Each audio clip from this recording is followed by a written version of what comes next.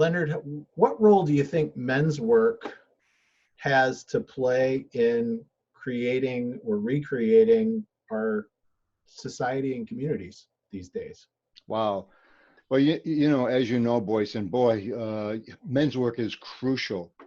When I moved to California 11 years ago, one of the top line things of what I'm going to do, in addition to creating my business here and whatever, was belong to a men's group. I mean, that's, to me, when I joined a men's group 36 years ago, back in 1984, that showed me the power of being in with a group of brothers, to be supported, encouraged. And since that time, I've been passionate about men's work, because really men become so isolated. As a therapist, I'll ask men in counseling, says, well, do you have any close friends? And I hear this all the time. Oh yeah, I got really close friends. I says, really? How often do you talk to them? He says, oh, maybe once every 3 months on the phone. I says, that's your close friend. And then when they get out, then they retire out of the bit. I mean, they're isolated. They don't have any friends. And then they look to their partners for all their emotional needs.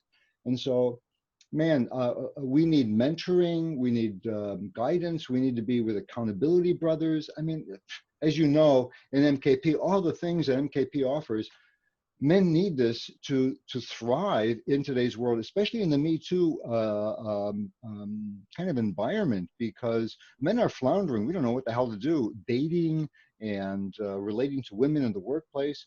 We're floundering, and we definitely need to be connected in men's groups. But I'm speaking to the choir with you. I mean, you know. Of course you are. 35 years as a part of a men's group. So here's the next off-the-cuff question is, how do you think that men's work has evolved in those 35 years, part one? And second, how do you think we need to be evolving in men's work? Wow, you struck a chord. Because men's work, so I had the good fortune, you know, I started in Australia, then I moved to Chicago, and I had the good fortune of attending a lot of workshops with Robert Moore and Doug Gillette as they were developing and writing about the archetypes.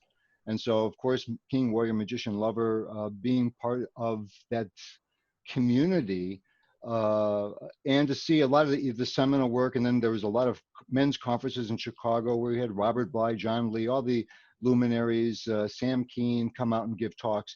And so that generation of men really propelled the men's movement. And there was a lot of personal growth and a lot of investment in really making a lot of changes. And I see where the men's movement is now. So I belong to an online group, we call it the We Men. And even I think with MKP, the men's movement tends to be more I and separate. So what's your work? And I see the movement is more integral, meaning what is we work? So when I'm in an I group and I know that anybody's men's work is my work, it's the we work. And so just like you and I got online today, your writing is my writing. It says, okay, you kind of pushed me. Okay, yeah, okay, sometimes there's a lazy streak in me. I says, don't be so lazy. Let's be more focused, you know. And so there's a we space. So I get together weekly online with a group of men who are, some have been MKPs, some other, and what we developed the we space. And so what are we experiencing now? And so when we get together next Tuesday morning, we're going to ask the question, as a sacred masculine, what are we experiencing? So we're moving into more of the we connection and the we really tapping into we spirituality. I think that's, to me, where the next phase of masculinity is going, in that it's not Leonard doing his own personal work, it's we in our group doing our group work, which ripples out into the ManKind project. What is the ManKind project doing? I think that's really where we're all going to be moving. Beautifully said. Were you at the World Elder Gathering in Mexico a couple of weeks ago? No, I wasn't. No. So the strings are resonating across the universe, because that was the entire focus of the World Elder Gathering. Wow. We. Wow. The we, yes. Moving into we space. And also there's been a lot of talk about that in the LKS world as well, including the burden and responsibility of that we space. Yes. Because it's a different kind of, right? We start an I group with I statements. I speak for myself. When we begin to move into we space, there is an inherent and very heavy responsibility that's associated with that, right? Yes.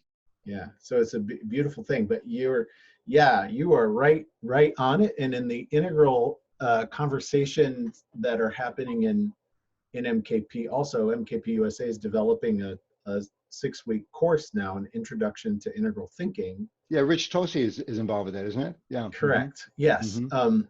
And that is one of the components of that as well, is we've done this upper left quadrant thing for 35 years, and that's still essential, important, necessary, foundational. And what is the pluralistic, what is the we space that we need to integrate? And then even more, MKP we haven't delved a whole lot into looking systemically at things, right? Guys have shied away. They want to go back to the I. They want to go back to the safe container. So how can we push into looking at systems and looking at interactions and looking at that kind of lower right quadrant perspective on the world? So I think that, I mean, actually, I belonged for 3 years with this. It was kind of the Evolutionary Collective, and they had a mutual awakening practice where it would be like 10 minutes. I'd ask you, what are you experiencing? And I would be leaning in, being there with you. Then you'd ask me, what are you experiencing? And then for another 10 minutes, we would kind of ping pong back and forth. What are we experiencing? And so we would be leaning into the we space, just like you and I already have a we space. We may not be talking about it, but there is a we space right now. Yeah, beautiful.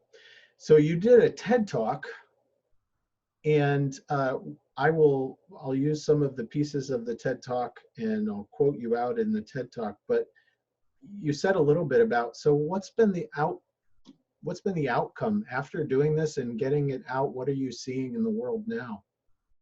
Well, the thing that really has touched me was that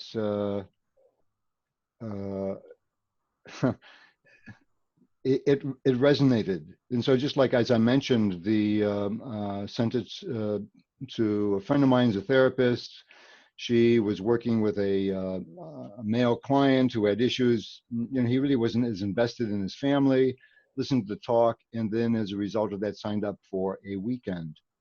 And even my brother, I invited him to come to California to be in the audience. And he's a contractor, and he says, and he declined. But then when he listened and watched it, he says, wow, that inspired me. And so here's me inspiring my brother in Chicago. And so I think my intention is to, a lot of people don't realize the impact of fatherlessness. And I just quoted just a few statistics, and they're horrifying statistics about children growing up in homes without dads, and the importance of fathers in our world. And as we know, the importance of mentors. We look at the political situation in Washington, and well, these are boys trying to run the government. They no accountability, no integrity, and to me, we need to change the way we as men, this goes into our responsibility. We're getting some awakening, and we're called to bring that awakening into the world. We're called to awaken the world, and we're called to awaken other men. There's something that I thought that you did well in the TED Talk, which was you didn't veer into a space where there was a feeling of blaming women or blaming feminism or blaming whatever. And at one point in your talk, you stopped and you said, and women. and women Hmm. as the partnership. Yeah, alongside mothers. Alongside mothers, yes, Yeah. alongside mothers as the kind of partnership that's necessary. And something that I see a lot out there right now is, um, I don't know how familiar you are with the kind of men's rights Yes. Yeah. activists Hmm. and men's rights movement. And there are real issues. Like, this is the thing is, there are real issues. There is real pain. Yeah. There is that. And where I hear you lean is, and let's take responsibility for it. Yes. Yes. Let's work together to take responsibility for it instead of, and let's blame someone else for it. Yeah. No, I think that's exactly right. Now, I was married 26 years, and Mary Lou and I had a very strong commitment to our kids, and even during our divorce, it was a painful divorce because we were together and lovers for such a long time, but we always held our kids as we're here for the benefit of our children, and so even paying for college and in post divorce, we never battled about kids. And for the last 2 years, we lived in separate bedrooms because neither of us wanted to leave our kids. Mm, And then only when my daughter went away to college, I figured, okay, it's it's time to go. mm. But and I believe that men and women, they could be there could be a fracture in the relationship, but really holding the importance of our children as the new generation that needs to be nurtured and held so that we can create a better world. And hey, thank you. And the into the we space. So even those of us, so even those of you without children, right? It's like we need to hold responsibility for all of our children, Yes, right? yes. I've, Do you have any I've, kids? I am an adoptive dad. I have two kids. Okay. I, I have. That's my family. Oh, Eli is 13. I'm sorry. Eli is 15, and Janelle is 13. And oh, we finalized our adoption 3 years ago. So we adopted older kids out of the foster care system here in Massachusetts. And so for me, that leaning in part is like the the question that my wife and I asked each other when we discovered, like, we have this abundance of love, we have gifts to offer, we have skills to offer, we want to create this family. How many children are there within 50 miles of where we're standing right now that need all of that? oh, wow. I mean, that touches my heart. I mean, wow, Thanks. wow. And we're lucky, like we're lucky that we're privileged that we have all of that. And it gets into all the systemic, there's so many systemic problems in our society that contribute to how kids end up in that system, what happens to kids in that system, what happens to the parents, birth parents Oh, around that system, all of those things. And so it's like, we can't fix a marriage, but we can work on fixing the community and society that holds the container for all of us, right? yes, yes, yes, we can. We can have our part because 70% of the men in prison come from fatherless homes. I mean, it's astounding. 93% of the incarcerated individuals are men, and then 70% of them come from fatherless homes. It breaks my heart reading some of these statistics about children raised. I mean, again, since I was a fatherless son, it touches my heart. I mean, obviously, that was my karma, my mission, and my father gave me a gift, and that gift was, okay, you're going to have to be working in men's issues. Okay, I get it. Do you know Wow. Jed Diamond? Jed and Rick and we have a monthly call. Ah, So Jed and so we had gone out to dinner when Jed was last in San Diego. Jed, Rick, and his partner, and myself. So yeah, I know Jed. of course you do. I was just thinking, like, the conversation here, because Jed's new book just Yeah, I know. He launched. sent me a copy of his book because Yesterday. Rick and I gave him feedback on the book, and we did a testimonial for the book as well. And It's all that, isn't it? It's so. Do you know Jed personally? I do, yeah. I've never hung out. I don't know that I've ever met him in person, but he and I have hung out on Zoom calls a number of Yeah, he's a times. character. And I have to. It was like the funny thing was, it was a funny story because I just came back from Australia. I spent 2.5 weeks with my daughter, her partner Warren, and my 4-year-old grandson, nice. and I just had a blast. And anyway, so Rick, Jed, and I were on the call, and Jed can be a talker, you know, Yes. and he can kind of meander and talk, and I mean, he can talk about this bottle and then talk about the nuances and the other.